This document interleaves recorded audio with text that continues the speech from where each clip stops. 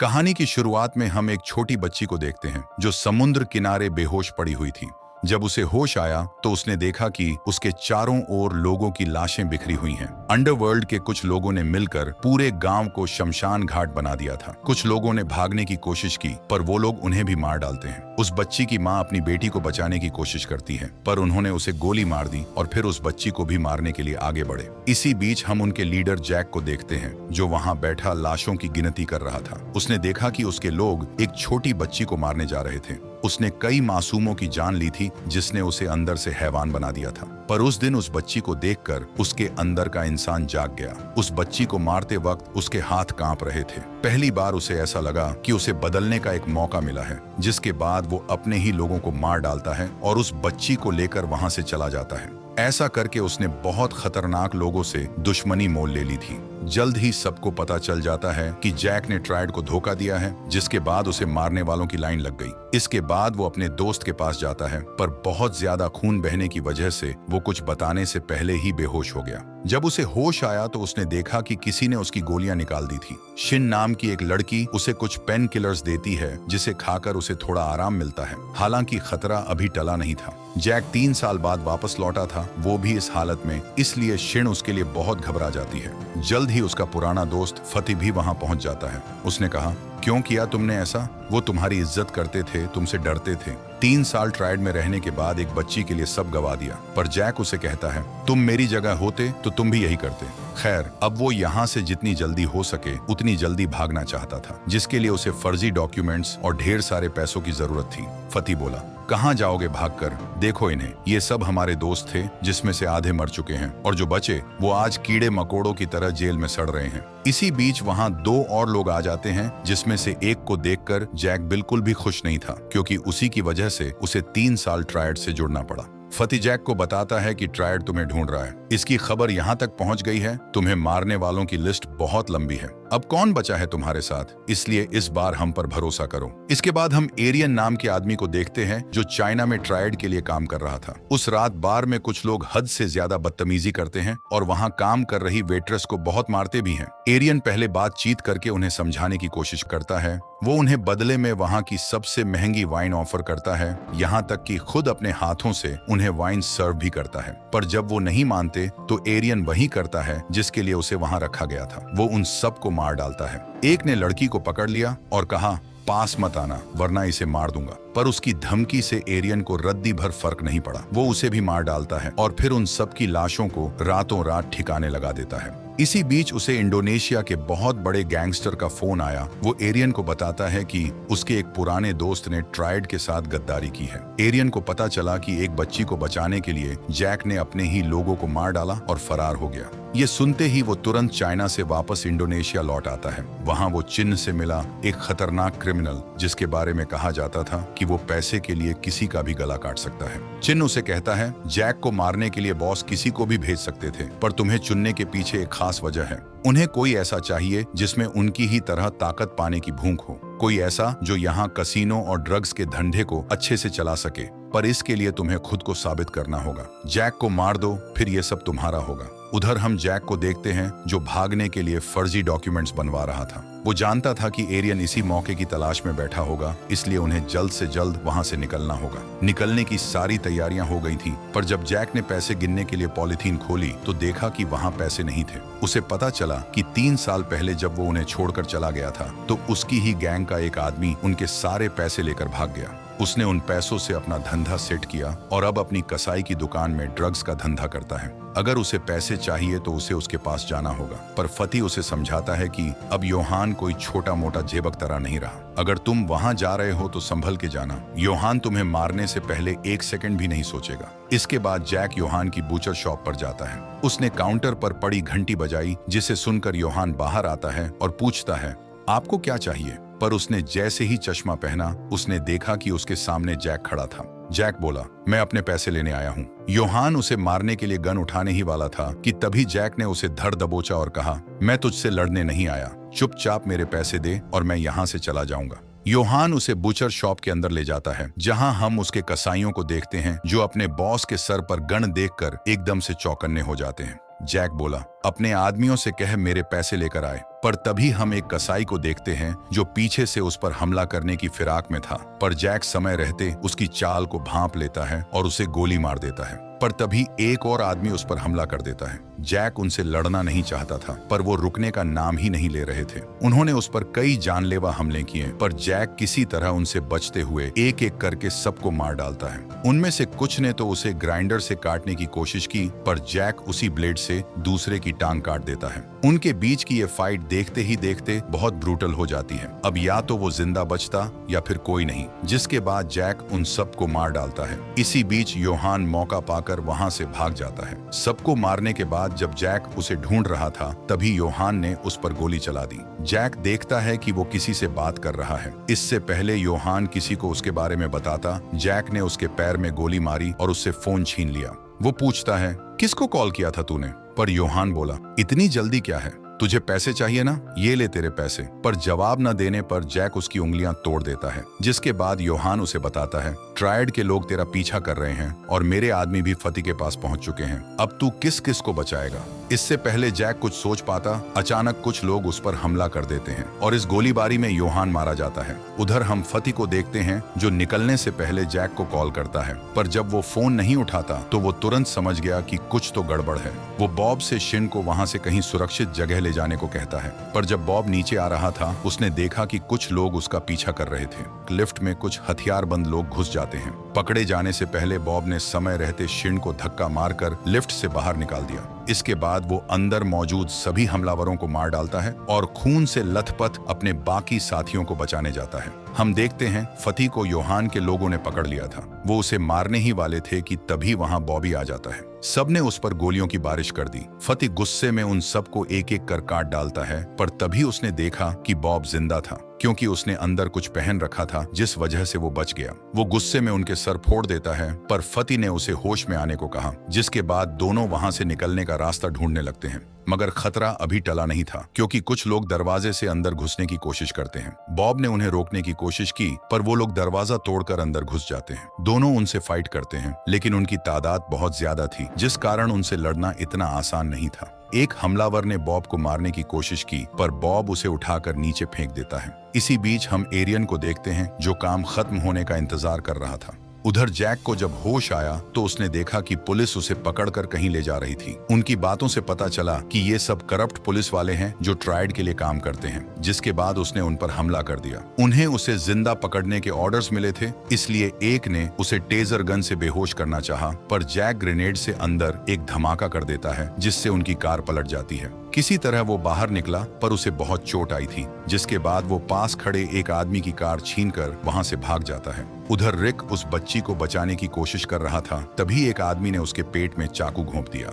दर्द के बावजूद रिक पीछे नहीं हटा। जैसे ही दूसरा गुंडा उसे खत्म करने के लिए आगे बढ़ा, रिक ने झटके से पलटवार किया और उसे वहीं मौत के घाट उतार दिया। इसी बीच चिन को उसके लोगों का फोन आया। उन्होंने उसे बताया कि योहान के लोग अंदर गए थे, पर अभी तक कोई बाहर नहीं आया। चिन जानता था कि उन्हें मारना उनके बस की बात नहीं है, जिसके बाद वो अपने लोगों को ही काम खत्म करने को कहता है। उधर फती उन लोगों से अकेला ही लड़ रहा था। सबको मारने के बाद वो वहां से जा ही रहा था कि तभी पीछे से एक और आदमी ने उस पर हमला कर दिया। उसे बहुत चोट आई थी और बहुत सारा खून भी बह चुका था, पर वो उस बच्ची को हर हाल में बचाना चाहता था। वो तीनों अधमरी हालत में आगे बढ़ ही रहे थे कि तभी और लोग उनके सामने आकर खड़े हो गए। बॉब उन्हें फाइट के लिए ललकारता है, पर तभी लिफ्ट का दरवाजा खुला और उन्होंने ऐसे लोगों को देखा जिन्हें देखकर उनके होश उड़ गए। उनके सामने ट्रायड के एलीट किलर्स खड़े थे। फती समझ गया कि अब बच निकलना नामुमकिन है, इसलिए वो उन तीनों को भागने को कहता है, पर बॉब अब और नहीं भागना चाहता था। एक सफेद बालों वाली लड़की जिसका नाम एलेना था, योहान के आदमियों को मार डालती है और अब उन चारों का नंबर था। फती उससे लड़ने जा ही रहा था कि तभी बॉब ने उसे रोक लिया और कहा, पीछे के रास्ते से निकल जाओ। बॉब ने हमला किया, लेकिन एलेना ने एक ही वार में उसे मौत के घाट उतार दिया। उधर हम ऐना को देखते हैं जो रिक को पकड़ लेती है। उसने पहले उसका हाथ काटा और फिर उसका गला चीरकर उसे बड़ी बेरहमी से मार डाला। वो फती को मारने ही वाली थी कि तभी वहां एरियन आ गया। ऐना बोली, ये क्या कर रहे हो तुम? हमें धोखा देना चाहते हो? पर एरियन उसे एक के बाद एक कई घूंसे मारता है और एक जोरदार किक के साथ उसे वहीं ढेर कर देता है। एरियन उनकी भागने में मदद करता है, पर फती को उस पर शक हुआ। वो बोला, योहान नहीं जानता था कि हम कहाँ रहते हैं, सिर्फ तुम जानते थे। सच बताओ, हमारी खबर किसने दी? एरियन कुछ समझा पाता उससे पहले ही फती ने गोली चला दी और उस लड़की को लेकर वहां से जाने लगा। हालांकि कुछ दूर चलते ही कुछ हथियारबंद लोग उसे घेर लेते हैं और उस पर गोलियों की बौछार कर देते हैं। फती उन सब से बचते हुए भागने की कोशिश करता है, पर वो उस बच्ची के पीछे हाथ धोकर पड़े हुए थे। उसने अपनी कार के नीचे कईयों को जिंदा कुचल दिया, पर इस दौरान उसे भी कई गोलियां लगती हैं। फती जानता था कि अब उसका बचना मुश्किल है, इसलिए वो उस लड़की को उसका एक आखिरी काम करने को कहता है। इसके बाद वो धीरे धीरे उनकी ओर बढ़ा। सब उसके सामने हथियार ताने खड़े थे। जैसे ही फती ने गन उठाई, उन्होंने उस पर गोलियों की बौछार कर दी और उसके शरीर को गोलियों से छल्ली कर दिया। उनमें से एक आदमी लड़की को देखने जाता है, पर वो लड़की वहां नहीं थी। इतनी गोली लगने के बाद भी फती की सांसें अभी भी चल रही थीं। वो एक आखिरी गोली उसके सर में उतारने ही वाला था कि तभी अंधेरे में छुपी एक अनजान लड़की उन सबको गोली मार देती है। वो देखती है कि फती मर चुका था, पर तभी उसने पुलिस सायरन की आवाज सुनी, जिसके बाद वो वहां से चली गई। जैक जब वापस लौटा तो उसने देखा कि उसके सभी साथी मारे जा चुके थे। उसे लगा कि उन लोगों ने उस लड़की को भी मार दिया होगा, लेकिन ऐसा नहीं था। मरने से पहले फती ने उसे पास खड़ी दूसरी कार के नीचे छिपा दिया था, जिसकी वजह से उसकी जान बच गई। दोनों तुरंत वहां से निकल जाते हैं। जैक शिन को फोन करके बताता है, अपना फोन फेंक दो और यहाँ से बहुत दूर चली जाओ। इसके बाद जैक उस लड़की को एक सुरक्षित जगह लेकर जाता है। वहां पहुंचकर उसने चारों ओर कांच के टुकड़े तोड़कर फर्श पर बिखेर दिए, ताकि अगर कोई अंदर घुसने की कोशिश करे तो उसे तुरंत पता चल जाए। जैक उस लड़की से उसका नाम पूछता है, जिस पर वो लड़की उसे अपना नाम रीना बताती है। वहीं दूसरी ओर हम एरियन को देखते हैं, जो अभी तक जिंदा था, क्योंकि उस दिन फती ने उस पर गोली नहीं चलाई थी। इसके बाद वो चिन से मिलने जाता है, जो उससे बहुत ज्यादा नाराज था। एलेना उसे जान से मारना चाहती थी, पर चिन ने उसे रोक लिया और बोला, आने दो उसे। वो एरियन को बैठने को कहता है और उससे पूछता है, तुमने ऐसा क्यों किया? एरियन बोला, तुम जैक और उस लड़की को मारना चाहते हो, ये तो समझ आता है, पर तुमने मेरे दोस्तों को क्यों मारा? चिन कहता है, जो कोई भी उसकी मदद करने की कोशिश करेगा, उसका यही हाल होगा। अब बताओ, तुम जैक को मारकर उसकी जगह लेना चाहते हो या नहीं? एरियन उसे हाँ कर देता है, क्योंकि वो मौका हाथ से गंवाना नहीं चाहता था। उधर हम जैक को देखते हैं, जिसे डर के मारे नींद नहीं आ रही थी। वो रीना को किसी भी कीमत पर बचाना चाहता था। रात में वो जागकर रखवाली कर ही रहा था कि तभी उसे वहां किसी के होने की आहट महसूस हुई। वो दबे पांव आगे बढ़ता है, पर उसने देखा कि वहां कोई नहीं था। पर तभी वो लड़की उस पर अटैक कर देती है। जैक उससे फाइट करता है, पर वो पहले से ही बहुत घायल था, इसलिए ज्यादा देर उसके सामने टिक नहीं पाता। उस लड़की को लोग ऑपरेटर के नाम से जानते थे, और वो सच में बहुत खतरनाक थी, क्योंकि उसे जैक के हर मूव का पता था। उसने जैक को इतनी जोर की लात मारी कि फिर वो दोबारा उठ नहीं पाया, और बची कुची कमी को पूरा करने के लिए उसने उसका सर सिंक पर दे मारा, जिससे सिंक टूट गया और उसका बहुत ज्यादा खून बहने लगा। ऑपरेटर उसे मारने ही वाली थी कि तभी शोर सुनकर रीना अपने कमरे से बाहर आई। उसने कहा, प्लीज इन अंकल को मत मारो, इन्होंने मेरी जान बचाई है। जिसके बाद ऑपरेटर उसे जिंदा रहने का एक और मौका देती है। पता चला कि उसे 6 सीज के मेंबर्स को मारने का काम सौंपा गया था। ये लोग ड्रग्स, कोकेन और दूसरी इल्लीगल चीजों के तस्करी के रास्तों को गार्ड किया करते थे। जैक कहता है, कभी मैं उनका लीडर हुआ करता था। किसका इंतजार है? अपना काम पूरा करो, मार दो मुझे। लेकिन ऑपरेटर ऐसा नहीं करती। वो जानना चाहती कि उसने इस बच्ची को अपने साथ क्यों रखा है, क्योंकि अगर वो साथ रही तो मारी जाएगी, जैसा कि उसके दोस्तों के साथ हुआ है। पर उसके मुंह से अपने दोस्तों के बारे में सुनकर जैक को गुस्सा आ जाता है। उनके साथ जो हुआ उसे वो भूलना चाहता था, पर ऑपरेटर उसे एहसास दिलाती है कि वो सब उसकी गलती की वजह से मरे हैं, और एक जो बचा है, जिसे वो अपना भाई मानता था, वो भी उसकी जान के पीछे पड़ा है। जैक कहता है, अब बस करो, मार दो मुझे, पर ऑपरेटर ऐसा नहीं करती और वहां से चली जाती है। इसके बाद हमें 3 साल पहले का फ्लैशबैक दिखाया जाता है, जहां हम एरियन को देखते हैं, जो चाइनीज सीखने की कोशिश कर रहा था। तभी उसने अंदर से जैक को चिल्लाते हुए सुना। पता चला कि बॉबी लोगों को ड्रग्स बेचते हुए पकड़ा गया था, जिसकी वजह से उसे जैक से बहुत डांट पड़ती है। खुद को सही बताते हुए बॉबी कहता है, आजकल ड्रग्स के बिजनेस में बहुत पैसा है, हमें आगे बढ़ने के लिए ये धंधा करना ही होगा। पर जैक ट्राइड के लिए काम करने के बिल्कुल खिलाफ था, क्योंकि वो बहुत खतरनाक लोग थे। दोनों में इस बात को लेकर हाथापाई भी हो जाती है, पर तभी एरियन बीच में आकर दोनों को शांत करता है और कहता है, बॉस, मैं बॉबी की बात से कहीं ना कहीं सहमत हूँ। हमें पैसे कमाने के लिए कुछ ना कुछ तो करना पड़ेगा। वो कहता है, आपने 6 सीज के बारे में सुना है? सोचो, हम जैसे सड़क छाप लोग ट्रायड के एलीट लोगों के साथ मिलकर काम करेंगे। जैक उस समय तो उसे ऐसे लोगों के साथ काम करने से मना करता है, पर बाद में दोनों ने ट्रायड ज्वाइन कर लिया, जिसने आज उन्हें ऐसी जगह पर लेकर खड़ा कर दिया था जिसके आगे सिर्फ मौत थी। एरियन ठीक उसी जगह पर खड़ा होकर जैक को कॉल करता है और कहता है, मैं ऐसा नहीं चाहता था। मैंने सबको बचाने की कोशिश की ताकि हम आगे बढ़ सके, पर तुमने उस लड़की के लिए सालों की मेहनत को मिट्टी में मिला दिया। जैक उसे कहता है, ट्रायड ने तुम्हें भी मेरी तरह एक हैवान बना दिया है, पर मेरी बात मानो, अगर मेरी जगह तुम होते तो तुम भी यही करते। इसी बीच ऑपरेटर वापस लौट आती है। जैक बोला, मैं पहली और आखिर बार पूछूंगा, तुम्हें किसने भेजा है? जिस पर ऑपरेटर का जवाब आया कि वो जो भी है, तुम्हें और 6 सीज से जुड़े सभी लोगों को मरा हुआ देखना चाहता है। जैक उसका ये काम करने को तैयार था, बस उसकी एक शर्त थी, अगर इस बीच उसे कुछ हो गया तो वो रीना को यहाँ से दूर किसी सुरक्षित जगह ले जाएगी। उनके सारे फर्जी डॉक्यूमेंट्स एरियन के पास थे, इसलिए उन्हें लेने के लिए जैक अपने पुराने अड्डे पर जाता है। उधर एरियन भी उसका बेसब्री से इंतजार कर रहा था। अंदर जाने से पहले जैक अपने कपड़ों में मोटी मोटी किताबें छिपा लेता है, क्योंकि अंदर उसे मारने वालों की एक लंबी लाइन लगी हुई थी। जैक जैसे ही अंदर आया, उसने देखा कि उसका अड्डा अब ट्रायड का ठिकाना बन चुका था। उसे देखते ही सब अपने अपने हथियार उठा लेते हैं, क्योंकि आज रात वो यहाँ से जिंदा नहीं जाने वाला था। सब मिलकर उस पे टूट पड़ते हैं और पलक झपकते ही वो हॉल जंग का मैदान बन गया। जैक अकेला उन सब से फाइट करता है। किसी की उसने गर्दन काट दी तो किसी की उसने एक ही झटके में रीढ़ ही हड्डी तोड़ दी, पर उस पर इनाम इतना बड़ा था कि कोई रुकने का नाम ही नहीं ले रहा था। वहीं दूसरी ओर हम एक और आदमी को देखते हैं जिसे जैक के ठिकाने का पता चल गया था। जैक भी वहीं होगा, ये सोचकर वो पूरी तैयारी के साथ आए थे। इसी बीच वहां एना और एलेना भी आ जाती है। वो आदमी बोला, हमारे साथ चलो, दोनों मिलकर उसे मारेंगे। पर ये लड़कियां झुंड में शिकार करने वालों में से नहीं थी, इसलिए वो उसके साथ नहीं जाती। सब मिलकर उन दोनों का मजाक उड़ाते हैं, पर जल्द ही उनकी हंसी उड़ गई, क्योंकि जैसे ही लिफ्ट का दरवाजा खुला, ऑपरेटर उन सबको गोलियों से भून देती है।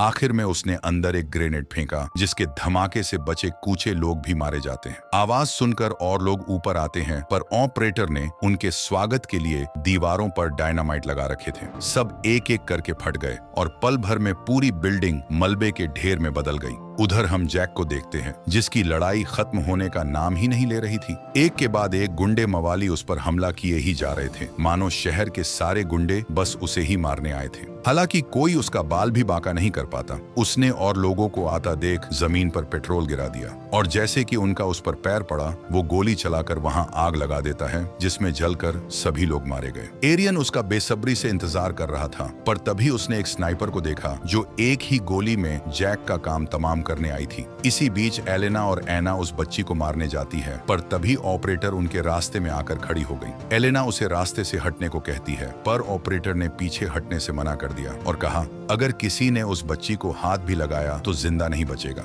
एलेना सबसे पहले उस पर हमला करती है और फिर एना भी तेजी से उसकी तरफ झपटती है, पर ऑपरेटर भी किसी से कम नहीं थी। उन दोनों ने उसे मारने में अपनी पूरी ताकत झोंक दी, पर ऑपरेटर अकेली उन दोनों पर भारी पड़ रही थी। इसके बाद एना ने अपना धारदार हथियार निकाला और वो उसका गला काटने ही वाली थी कि तभी ऑपरेटर ने बीच में चाकू लाकर उसे ऐसा करने से रोक लिया। जल्द ही वो अकेली उन दोनों पर भारी पड़ने लगी। एलेना उसे मारने के लिए आगे बढ़ी, पर उससे लड़ते वक्त ऑपरेटर एना को उसी के वायर में लपेटकर खत्म करने की कोशिश करती है। आखिर में उसने उसे एक ऐसी से बांधकर उस ऐसी को नीचे फेंक दिया। एना तारों में बुरी तरह उलझ जाती है, जिससे उसकी गर्दन कट गई और वो मारी गई। अब सिर्फ एलेना और ऑपरेटर ही बची थी। एलेना उस पर एक के बाद एक कई जानलेवा हमला करती है, पर ऑपरेटर बहुत स्ट्रॉन्ग थी। अपनी एक उंगली कटने के बाद भी वो टिकी रही और उसके हर हमले के जवाब में जबरदस्त पलटवार करती रही। एलेना खुश होती है कि उसने उसे मार दिया, पर तभी उसने देखा कि उसका पेट फट गया था। आखिर में ऑपरेटर उसके हाथ को चीरते हुए उसके गले में चाकू घुसा देती है, जिससे एलेना जमीन पर गिरकर तड़पते हुए मर गई। उधर जैक जल्दी से अपने शरीर सारी किताबें निकालता है और आगे बढ़ने लगता है। वो स्नाइपर उसे गोली मारने ही वाली थी कि तभी एरियन पीछे से उस पर हमला कर उसे मार डालता है। जैक उसके पास आया और उसके सर पर बंदूक रखते हुए पूछा, मेरे और उस बच्ची के डॉक्यूमेंट्स कहाँ हैं? एरियन कहता है, मैंने तुम्हारी जान बचाई और तुम मेरा इस तरह से शुक्रिया अदा कर रहे हो। जैक गन फेंकते हुए कहता है, अब इसे यही खत्म करते हैं। मुझे और उस लड़की को जाने दो। वादा करता हूँ कि मेरी शक्ल दोबारा कभी नहीं देखोगे। पर एरियन उसे ऐसे ही नहीं जाने देने वाला था। वो बोला, जानते हो तुम्हारे बाद 6 सीज में तुम्हारी जगह कौन लेगा? ये सुनते ही जैक बोला, तुम भी वही गलती कर रहे हो जो मैंने 3 साल पहले की थी। चिन तुम्हें बेवकूफ बना रहा है, मेरी बात मानो, 6 सीज में सिर्फ मौत है। पर ताकत के नशे में चूर एरियन उसकी एक नहीं सुनता और उसे एक जोर की लात मारता है। जैक उसे रोकने के लिए आगे बढ़ा, पर एरियन उसे उठाकर नीचे पटक देता है और उसे एक जोर का घूंसा मारता है। जैक उससे लड़ना नहीं चाहता था क्योंकि दोनों कभी अच्छे दोस्त हुआ करते थे, पर एरियन की सोच उससे बिल्कुल अलग थी। वो हमेशा से उसकी जगह लेना चाहता था। वो जैक पर एक के बाद एक कई मुक्के बरसाता है और अपने आखिरी बार में उसने उसके मुंह पर एक जोर का पंच मारा जिससे जैक जमीन पर गिर पड़ा। हालांकि वो कोई जवाबी हमला नहीं करता। जैक उसे समझाने की काफी कोशिश करता है, पर वो उसे लड़ने के लिए मजबूर कर रहा था। आखिर में वो भी जवाबी हमला करता है, पर एरियन उसके हर वार से बच जाता है। दोनों की फाइट इतनी लंबी चली कि आखिर में दोनों बुरी तरह थक गए, पर उसके बाद भी दोनों लड़ते रहते हैं। एरियन ने उसका जबड़ा तोड़ने की कोशिश की, पर वो ऐसा कर पाता उससे पहले ही जैक ने उसकी टाई खींचकर उसका गला दबा दिया। दोनों बुरी तरह घायल थे, पर अब ये लड़ाई उनमें से किसी एक की मौत पर ही खत्म होती। एरियन उसे उठाकर एक लोहे के पिलर पर दे मारता है। उससे लड़ते वक्त जैक के हाथ में चोट लग जाती है और जब एरियन ने उसे मारने की कोशिश की तो उसके पैर में चोट लग गई, जिससे वो लंगड़ाने लगा। जैक उसे उठाकर पास रखे एक कट्टर के पास ले जाता है और मशीन चालू कर देता है। एरियन ने उसे मारने के लिए औजार उठाने की कोशिश की, पर जैक उसे ऐसा करने नहीं देता। इससे पहले उसकी खोपड़ी बीच से कटकर आधी हो जाती, एरियन जैक के पेट में स्क्रू ड्राइवर घुसा देता है। कमजोर जैक जमीन पर पड़ा दर्द से कराह रहा था, पर एरियन देर न करते हुए उस पर फिर हमला करता है, पर एंड मौके पर उसने खुद को बचा लिया। दोनों की हालत बद से बदतर होती जा रही थी, पर वो लड़ना नहीं छोड़ते। एरियन ने धारदार ब्लेड उठाया और उससे जैक की बॉडी को कई जगहों से काट दिया। जैक ने भी एक नुकीली लकड़ी उठाई और उसके पैर में देर मारा था। आखिर में दोनों एक साथ वार करते हैं, जिसमें एरियन ब्लेड जैक के मुंह के आर पार कर देता है, पर जैक ने भी वो लकड़ी का टुकड़ा उसकी गर्दन में घुसा दिया था। खून से लहूलुहान जैक उसके गले को चीर देता, जिससे उसका खून पानी की तरह बहने लगा। जैक चाहता तो उसे मार सकता था, पर वो ऐसा नहीं करता और कहता है, जरा देखो खुद को, उन लोगों ने तुम्हें क्या बना दिया है। निराश होकर जैक वहां से जाने लगता है और पीछे मुड़कर भी नहीं देखता। एरियन उसे रुकने को कहता है क्योंकि फाइट अभी खत्म नहीं हुई थी। उसने पास में पड़ी गन उठाई और उस पर कुछ शॉट्स फायर किए, पर इसके बावजूद जैक उससे लड़ने के लिए वापस नहीं आता और वहां से चला जाता है। एरियन अब जख्मी हालत में अकेला खड़ा दर्द में कराह रहा था। तभी कुछ देर बाद वहां चिन आता है। वो उसकी ये हालत देखकर बहुत निराश हुआ था। एरियन कहता है, तुमने ऐसा क्यों किया? जैक को मारने के लिए मुझे क्यों चुना? जिस पर वो कहता है, मैंने तुम्हें बस ऑप्शंस दिए थे, चुना तुमने खुद था, पर अब मुझे लग रहा है कि मैंने गलती की। गुस्से में एरियन उस पर गोली चलाता है, पर बंदूक खाली थी।